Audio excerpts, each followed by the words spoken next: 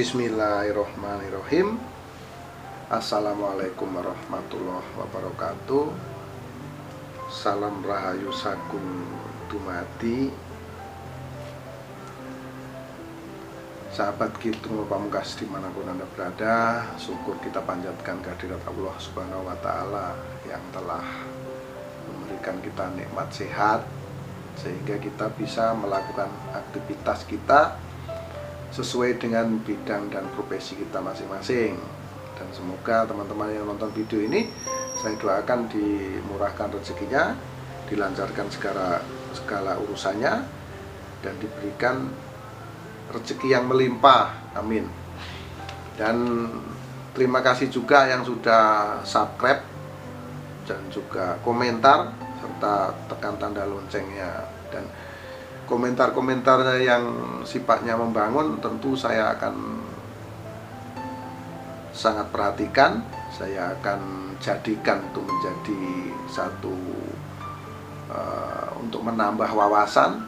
Itu adalah ide-ide teman-teman yang kreatif, memberikan masukan-masukan.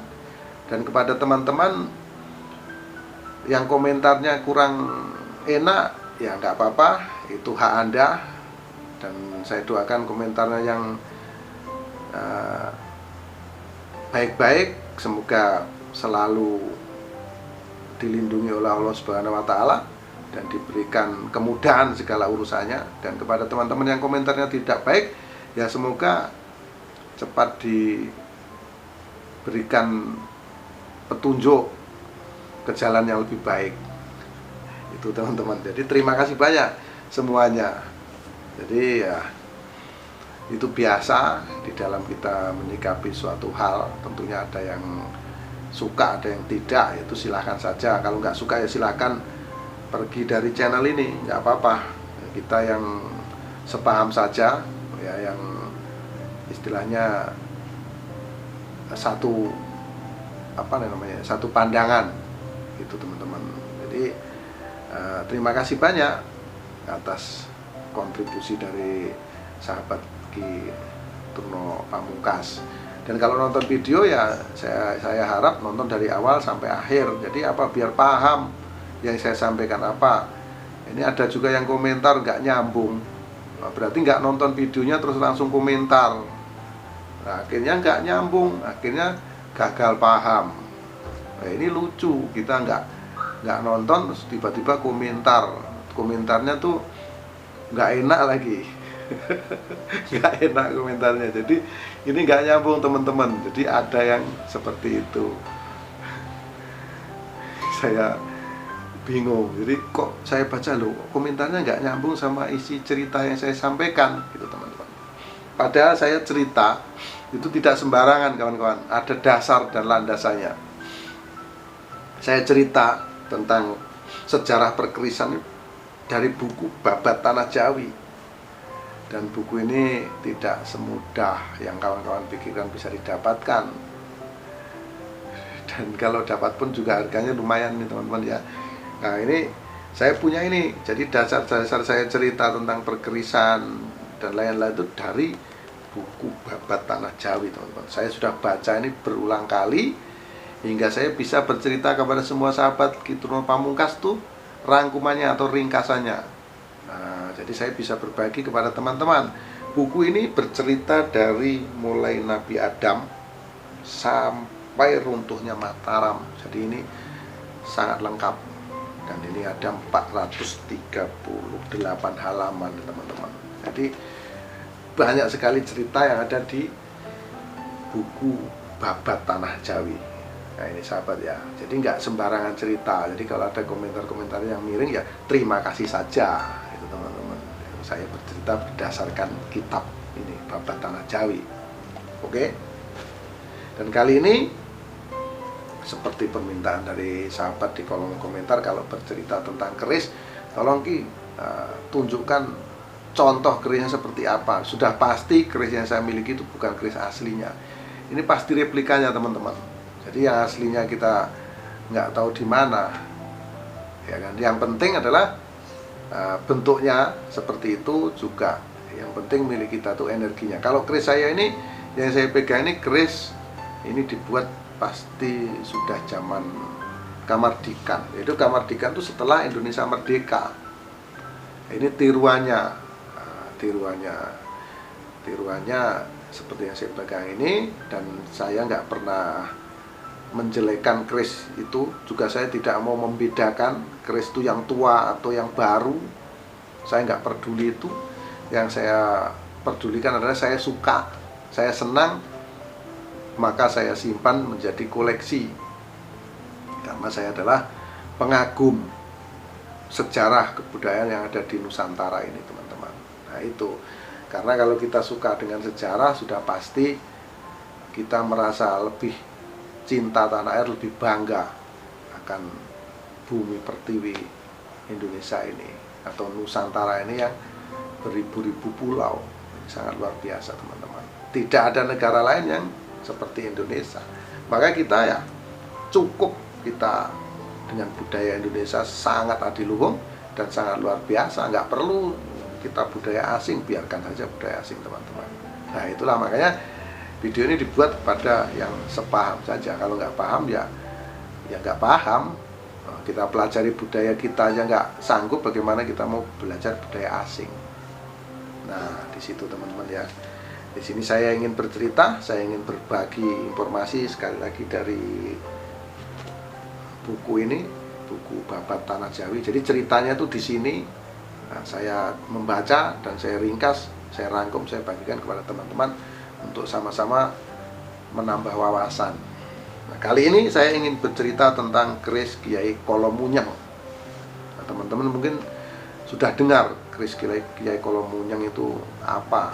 Nah, ini saya ingin menambahkan cerita aja, teman-teman. Bagi yang sudah tahu dan bagi yang belum tahu, ya keris Kiai Kolomunyang adalah milik Sunan Bonang.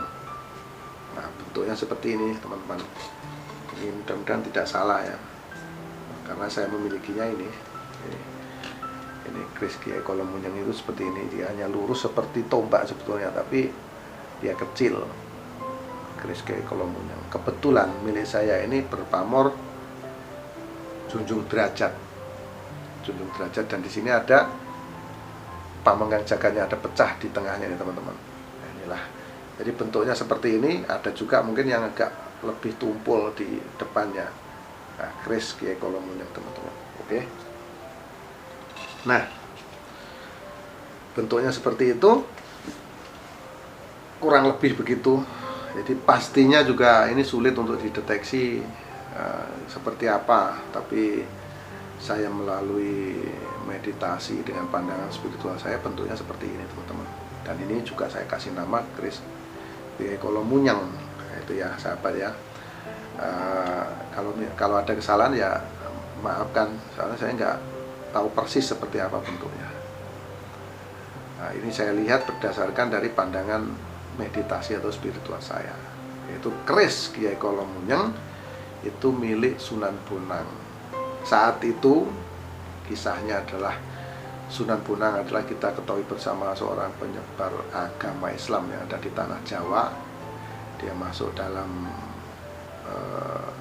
kelompok Sunan itu Wali Songo ya, Wali Songo atau 9 wali. Nah, salah satunya adalah Sunan Bonang.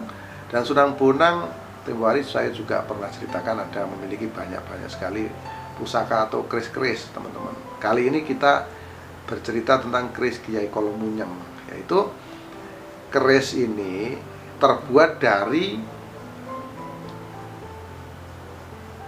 mohon maaf, ini kemaluan Sunan Bonang yang dipotong. Jadi begitu dipotong, lalu disabdo atau didoakan dengan cara-cara ilmu kebatinan, yaitu menjadi sebuah keris yang dinamakan keris Kolomunyang. Jadi Sunan Bonang ini tidak ingin nikah karena wadat. Karena wadat itu artinya ingin membujang. Beliau ini tidak mau menikah nih, teman-teman, karena ya dia korbankan hidupnya untuk menyebarkan agama Islam.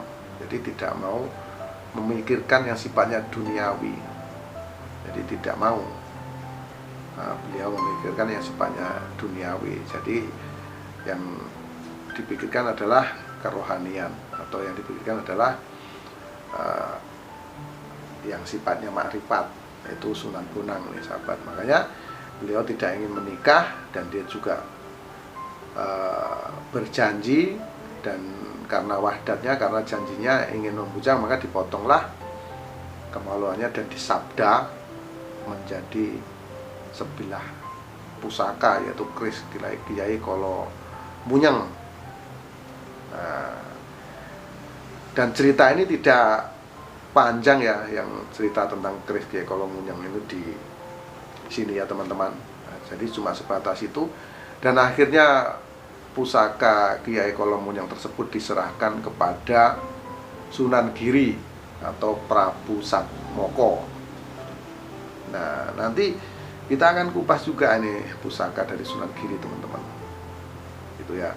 Jadi kali ini kita cuma mengupas, bercerita tentang lahirnya keris Kiai Kolomunyang, yang sekali lagi ini dari kemaluan Sunan Bonang itu dipotong karena wahdat, karena beliau ingin membujang, karena ingin mengabdikan seluruh hidupnya hanya untuk menyebarkan agama Islam. Nah, maka dia tidak memikirkan lagi duniawi ini sahabat.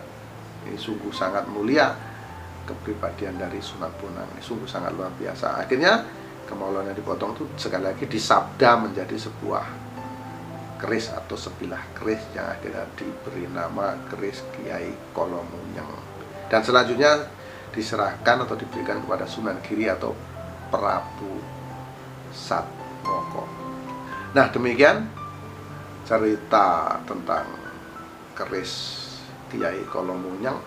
Semoga ini bisa menambah wawasan tentang kasanah budaya Nusantara yang sangat kaya raya, dan bisa mempererat tali silaturahmi saya dengan teman-teman para netizen yang nonton video ini, dan bisa saling bertukar pikiran, saling bertukar pendapat, dan serta turut serta melestarikan budaya Nusantara yang adiluhung. Akhirul salam, mohon maaf apabila ada kesalahan, karena kesalahan mutlak milik manusia, termasuk saya Kitruno Pamungkas, dan kebenaran hanya milik Allah Subhanahu wa Ta'ala. Akhirul salam, wabillahi taufiq wal hidayah. Wassalamualaikum warahmatullahi wabarakatuh. Salam rahayu sagung dumati, salam persahabatan sedunia dari saya Kitruno Pamungkas.